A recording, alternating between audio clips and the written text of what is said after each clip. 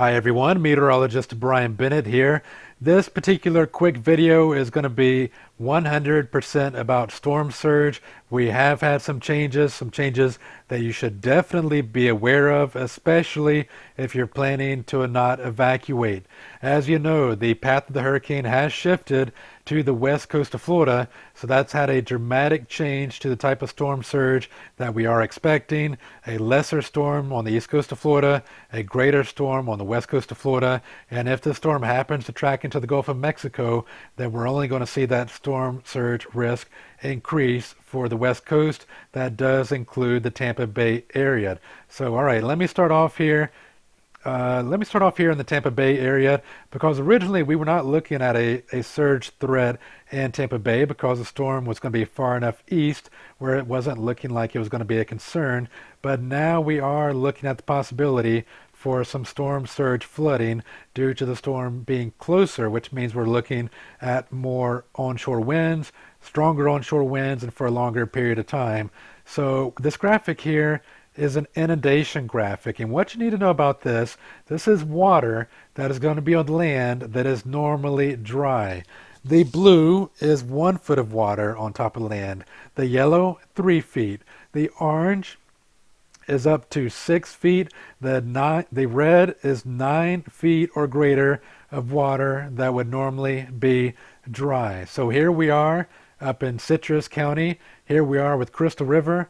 Crystal River, you're looking at some major flooding possible. You're going to be in the 3 to 6 foot storm surge risk. So a lot of flooding. You should evacuate the Crystal River area, especially if you live closer to the wetlands area, as you are going to see some major flooding. So again, if you're in western Citrus County, please do plan on evacuating as we're going to have some storm surge flooding in your area. There's Homosassa. You're in the 3 foot range for storm surge flooding. So Homosassa, maybe not a bad idea to evacuate your vicinity as well, just in case.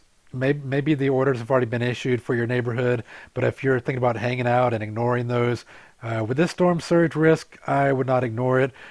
The general rule of thumb, you hunker down from wind, you run from storm surge. Storm surge is not something you want to be finding out that you're in the middle of a hurricane. It can be very dangerous. It's the most damaging and deadly part of a tropical cyclone. Roughly 50%, 1 out of 2 casualties that occur in a tropical cyclone are due to storm surge flooding. So you're seeing some of the flooding as we head down the coast here. There's Spring Hill, and we're heading down towards the Hudson area. So as we head into western Pasco County and Hudson, we're looking at about a 3 foot inundation on average in the Hudson area. So some homes are going to be flooded in the Hudson area, unfortunately. Here's Port Richey, and even heading down to Newport Richey, especially areas that are west of 19, I would say you're looking at the increased likelihood of some flooding, especially the areas that are right along the wetland locations. You're looking at inundation on the order of about 3 to 5 feet, and you can even see some of the communities here that kind of jut out into the water. We're looking at 3 to 5 foot storm surge or inundation in your area as well. Some other spotty locations. These locations are all along little rivers and inlets. Even take a look at this. East of Newport Richey, the orange color here represents an inundation of about 6 feet. So even though you're 20 miles inland, that water is going to be pushed up these rivers and canals. So you can easily see some pretty major flooding, even if you are about 20 or 30 miles away from the actual ocean or the Gulf itself. And you see some spotty locations here throughout Pasco and even close to Tarpon Springs.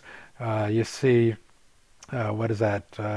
That's Honeymoon Island and Crystal Beach area. We're looking at, again, storm surge or inundation right around 3 to 5, maybe 6 feet. And here is, I believe this is Clearwater. Actually, this is, that's Honeymoon Island. Okay, so there's Honeymoon Island right there, and we're looking at inundation on the Dunedin Causeway of about 3 feet, And the coastal areas of Honeymoon are going to see inundation of about 6 feet. So major erosion is going to go with that. And then we drop down to Caldese. Here we are in Clearwater Beach. A lot of homes here in Clearwater Beach. And you notice, unfortunately, that we're looking at a lot of color here. So it's possible that water could overtake much of this little island or peninsula of Clearwater Beach. Right along the beach location, we're looking at an inundation of 6 feet. So if you have a house overlooking the Gulf of Mexico, what you can do with this, essentially, go to the water's edge like you're about to go into the Gulf of Mexico, take a tape measure, stretch it out to 6 feet, and then drag it inland. And that's how high the water can be expected to be as you move inland. So the land does rise a little bit as you head towards the center part of the island, but still we're looking at about a 1 foot inundation even for the middle of the island. So there's going to be a lot of damage in this area due to the storm surge flooding in the Clearwater Beach area. Everybody should be evacuated. There should not be anybody left in this vicinity. There's Bel Air Beach and Indian Rocks Beach. We're looking at some pretty bad flooding here too, right along the coastline, about 6 foot inundation. Head inland a little bit and then it decreases, but even Indian Rocks Beach area looking at the possibility for about 3 feet of inundation down through Indian Shores. Similar type of scenario goes. The entire Barrier Island, Reddington Beach, Madeira Beach, down to Treasure Island, South Pasadena, St. Pete Beach, down through Pass-a-Grille. This is sad for me to deliver because these are parts of our beautiful coastline. We have some amazing homes and properties in this area, but according to the latest update of this inundation model from the National Hurricane Center, pretty much this entire area does have the potential to go underwater. So everybody should be evacuated, even if you're in a high rise. Get out of that high rise, get out of the area, as of course if you're on the 5th floor, you're not going to be flooded, but that means that you're going to be trapped in this building and have to potentially be rescued. So you want to get out of this area. We're looking at some storm surge flooding close to Gulfport on the order of about 3 to about 6 feet as well. So rough storm surge flooding there. As we head across Eckerd College area, same thing goes, about 3 foot storm surge. Heading down to Fort DeSoto, much of the island could be under 3 to 5 feet of water. All right, heading down to the very southern tip of Pinellas County, we're looking at some storm surge flooding impacting the very southern tip, but really not making its way on shore too much. Heading over to St. Petersburg, this could be really bad. We're looking at storm surge flooding that's going to be creeping up on some of the businesses that are right there on Beach Boulevard, where they storm surge inundation of about 3 feet. So St. Petersburg, you're going to see a little bit of flooding, especially right along the bay, heading up into some of the low-lying areas. You're already in the AE flood zone in the Shore Acres area and areas east of Gandy. So flooding's a risk, and unfortunately that is going to materialize with this storm. We're looking at 1 to 3 to maybe 5 foot inundation for this area. That does include the Gandy, so it's most likely that Gandy is going to be closed down due to surge flooding. Same thing goes for the very western part of the Howard Franklin. Even over into South Tampa, we're going to see quite a bit of storm surge flooding as well. Head down to Lopez Park at the northern end of Gandy, and we're looking at about 3 to 5 foot storm surge. Much of the area is basically west of West Shore, looking at about 3 to 5 foot storm surge flooding. A lot of MacDill Air Force Base will be inoperable and underwater due to this storm surge flooding. Right along the middle of South Tampa, you should be fine as it's a little bit higher elevation. This isn't good.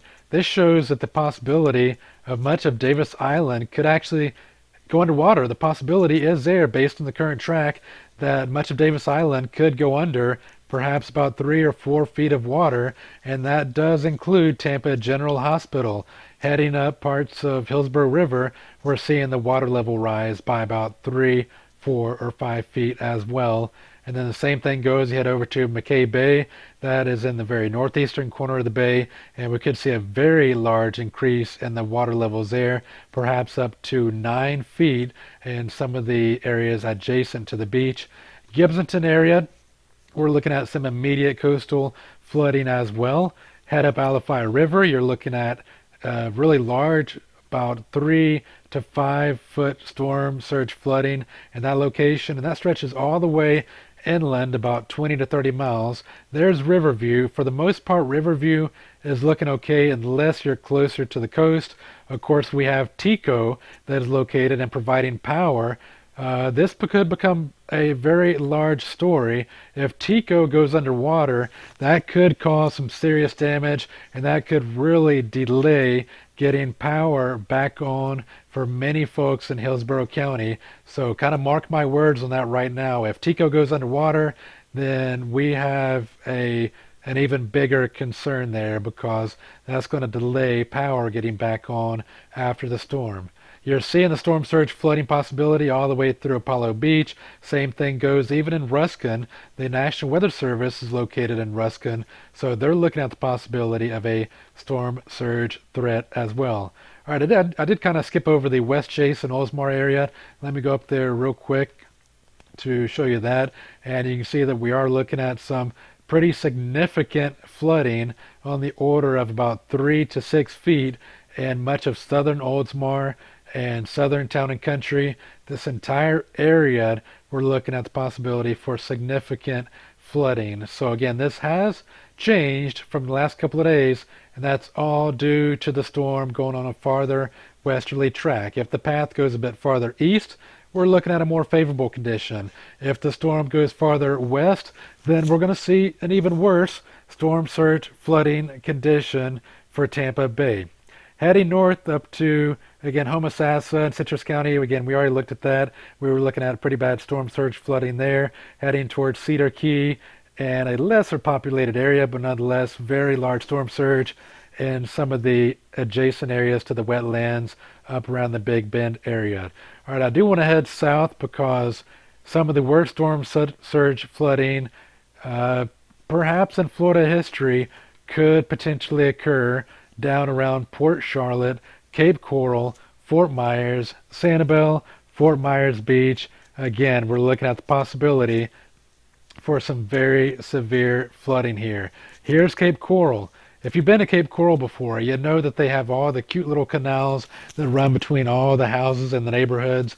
Well, those canals are going to serve a really bad purpose for this storm surge. It's going to allow water from the Gulf to feed into those little channels, and water in areas that are adjacent to the water could see up to 9 feet inundation. The farther north you go away from the water, the lesser the inundation.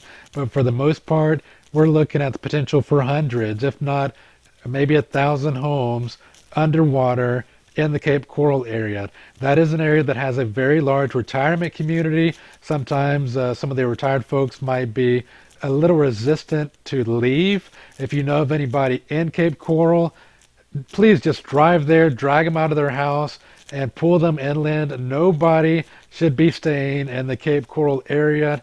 Sanibel Island, a lot of nice homes there, but we're looking at the possibility that it could have up to a 9-foot rise in the water and be inundated by 9 feet of water. Here's Fort Myers Beach right here. This is Fort Myers, so much of this is going to be underwater if this path continues, even down to areas west of Estero, west of the Tamiami Trail. We're looking at a lot of that area underwater. And this goes down to Naples as well, and Bonita Springs. Naples, we have lots of $1 million homes that are lining the coast here all the way down to Marco Island. Those homes, a lot of them, have the potential to not only have a little bit of storm surge flooding, but could potentially be under about 9 feet of water. So a catastrophic situation. Really bad flooding in southwest Florida as well, but this is a relatively rural location. As you'd head down towards Everglades City, bad storm surge flooding, and it's improved a lot for areas east of Homestead with about a 3 to 6 foot storm surge in the lower lying locations. And then once you get up to Miami, it doesn't look like they will really have a storm surge risk. All right, I know I spent a lot of time on this, but I can't emphasize how important it is that you're aware of the storm surge flooding possibility. Do know this is fluid and the amount of storm surge that could occur.